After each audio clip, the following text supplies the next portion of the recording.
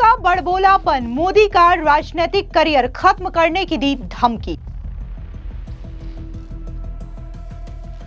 Trump बोले मोदी का political career खत्म नहीं करना चाहता। पूर्व यूएस के राजदूत रहम इमैनुअल ने ट्रंप पर किया बड़ा खुलासा। रहम बोले पाक से पैसे और नोबेल के कारण ट्रंप ने बिगाड़े भारत से रिश्ते।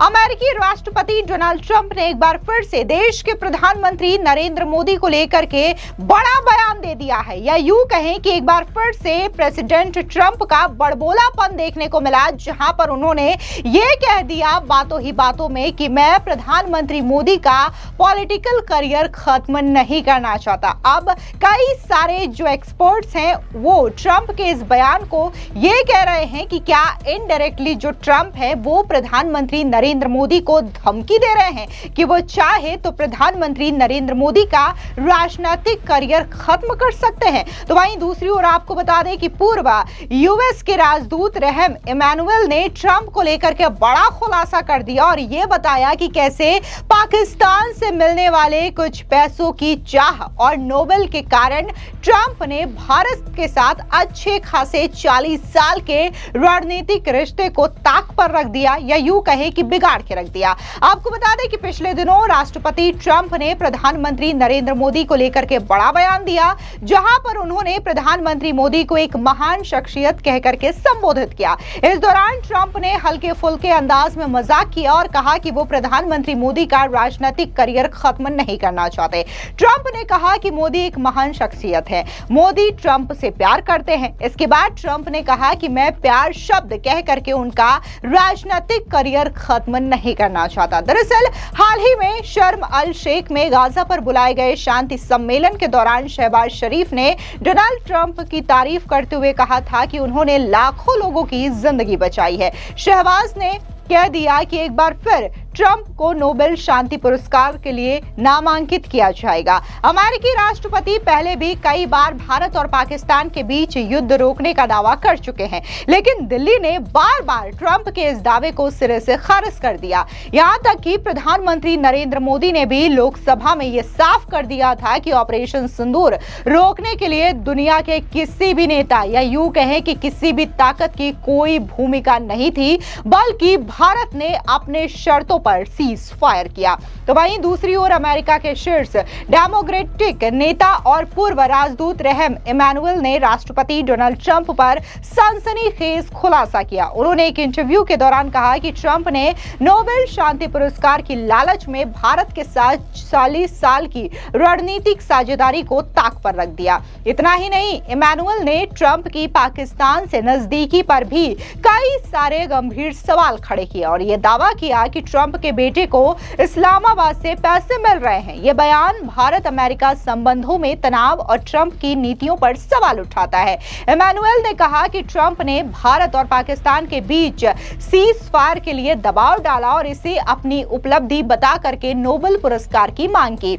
यानी कि सीधे तौर पर यह देखने को मिल रहा है कि यूएस के जो पूर्व राजदूत हैं वो खुद अमेरिकी राष्ट्रपति डोनाल्ड ट्रंप को लेकर के ये दावा करते हैं कि कैसे वो इस्लामाबाद से पैसे ले रहे हैं, यानी कि पाकिस्तान जो है वो ट्रंप के बेटे को पैसे देते हैं और इसी लालच में ट्रंप ने बार बार न सिर्फ सीज फायर को लेकर के क्रेडिट लिया, बल्कि भारत के साथ उन्होंने अपने संबंध भी बिगाड़े हैं। वहीं दूसरी तरफ अमेरिका के राष्ट्रपति डोनाल्ड ट्रंप ने एक बार फिर से बड़ा दावा कर दिया है और उनका कहना है कि भारत अब रशिया से तेल नहीं खरीदेगा। दरअसल गुरुवार को व्हाइट हाउस में एक प्रेस कॉन्फ्रेंस को संबोधित करते हुए ट्रंप ने अपने बड़बोले अंदाज में कहा कि प्रधानमंत्री नरेंद्र मोदी मेरे दोस्त हैं, हमारे बीच बहुत अच्छे संबंध है और अब रशिया से भारत ऑयल नहीं खरीदेगा और इसको करके प्रधानमंत्री ने मुझे आश्वासन दिया है। हालांकि जिस तरीके से ट्रंप ने यह दावा किया है इसको लेकर के भारतीय विदेश मंत्रालय ने करारा पलटवार किया है, तो वहीं दूसरी ओर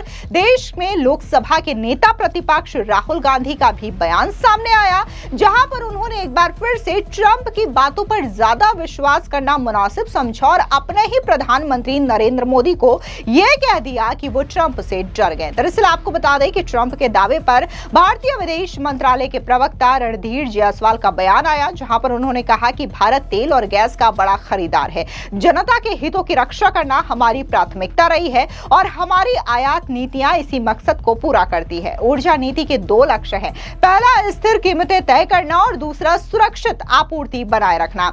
रणधीर जायसवाल ने आगे कहा कि हम इसके लिए ऊर्जा स्रोतों को व्यापक बनाते हैं और बाजार स्थितियों के मुताबिक विविधता लाते हैं। जहां तक अमेरिका का सवाल है, हम कई सालों से अपनी ऊर्जा खरीद का विस्तार करने का प्रयास कर रहे हैं। पिछले दशक में इसमें लगातार प्रगति हुई है और उन्होंने बताया कि अमेरिकी प्रशासन ने भारत के साथ ऊर्जा सहयोग को बढ़ाने में रुचि दिखाई है। इस पर चर्चाएं जारी है। वहीं ट्रंप के इस दावे के बाद भारत में विपक्षी नेता राहुल गांधी ने प्रधानमंत्री मोदी पर निशाना साधा। उन्होंने सोशल मीडिया साइट पर एक पोस्ट किया, जहां पर उन्होंने प्रधानमंत्री नरेंद्र मोदी पर 5 आरोप लगाए और ये कहा कि प्रधानमंत्री मोदी डर गए। उन्होंने कहा, पहला आरोप, ट्रंप को फैसला और ऐलान करने देते हैं कि भारत रूसी तेल नहीं खरीदेगा। दूसरा, बार बार अनदेखी होने के बाद भी ट्रंप को बधाई संदेश भेजते रहते हैं। तीसरा, वित्त मंत्री निर्मला सीतारमण की अमेरिका यात्रा रद्द कर दी गई। चौथा, खुद मिस्र के शर्म अल शेख समिट में शामिल नहीं हुए। और इसके अलावा अगला, ऑपरेशन सिंदूर पर ट्रंप के बयानों का विरोध भी नहीं करते। अब जिस तरीके से ट्रंप ने यह दावा किया है कि भारत ने उनसे ये कहा है कि वो रशिया से तेल नहीं खरीदेगा, हालांकि इन दावों के पीछे की क्या सच्चाई है या फिर से एक बार ट्रंप का ये बड़बोलापन है जिसकी वजह से वो इस तरीके के बयान दे रहे हैं। लेकिन यहाँ पर गौर करने वाली बात ये है कि जब जब ट्रंप इस तरीके के दावे करते हैं या इस तरीके का बड़बोलापन वाला बयान देते हैं, तो हर बार ट्रंप के देश से उनके साथ कोई खड़ा रहे ना रहे, लेकिन देश में राहुल गांधी जो है वो हर बार उनके बयान के इर्द गिर्द नजर आते हैं और उनके बयान में हाँ मिलाते हुए नजर आते हैं। इस बीच रशिया और इंडिया के रिश्तों को लेकर के क्या कुछ बीजेपी के सांसद हर्षवर्धन ने कहा, सुनिए उनका ये बयान। So as a person who belongs to the Darjeeling Hills and as a member of parliament, I have already expressed my deepest condolences. हमने अपना श्रद्धांजलि अर्पित किया है to those people who have lost their loved ones. At least 20 people have been killed, maybe more have been killed, we don't know. There is also extensive loss of property, damage to property and loss of property.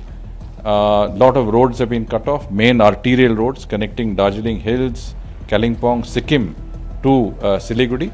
I think that also needs to be addressed quickly. Authorities need to move quickly. Already work is going on. I understand that in a few hours these roads might be opened up. But I also see there are floods. Teesta River has overflooded its banks. The water has come up to the road level.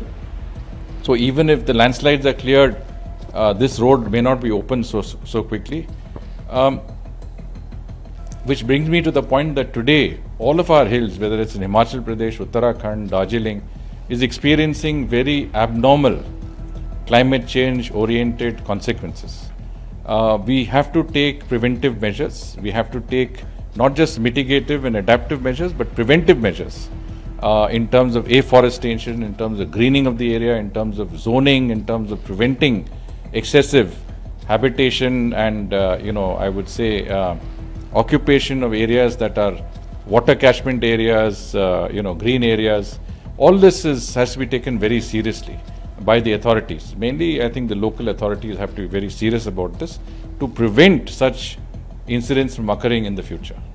I'm also the president of the Darjeeling Welfare Society, which is a foundation that works in the interest of the people of the Darjeeling Hills and Siliguri, North Bengal. We have mobilized all our people.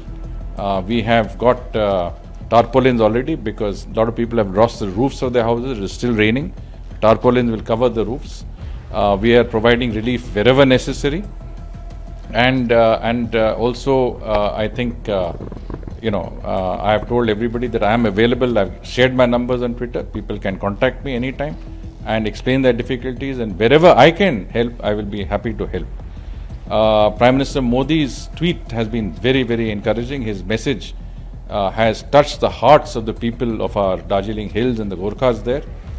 His concern at the highest levels is a matter of great reassurance to people. And I think given his leadership, there will be a lot of follow-up action and steps will be taken to ameliorate the situation. फिलहाल इस पूरी खबर पर आपकी क्या राय है, comment section में जरूर बताएं। धन्यवाद।